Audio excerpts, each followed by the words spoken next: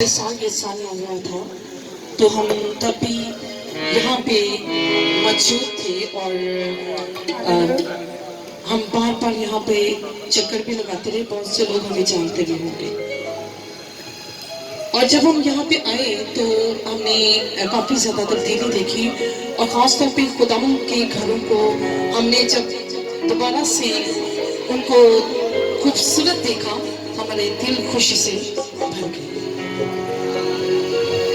क्योंकि अपने खुदावंद अपने लोगों को कभी भी तन्हा नहीं छोड़ता।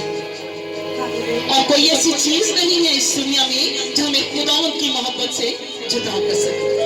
हालेलुया, खुदावंद के जिंदा कलाम में लिखा है कि अल्लाह हुक्म के ताबे रहो।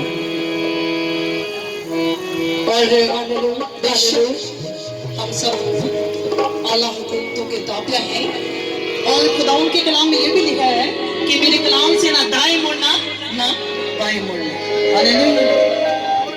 पीछे आपने ये मेन जो है लिखी है, आपने लिखा है वतन की मिट्टी गवाह है। मैं थोड़ा सा इसको जो है वो करके उसके बाद हम एक गीत गाएंगे। हालेलुया। वतन की मिट्टी गवाह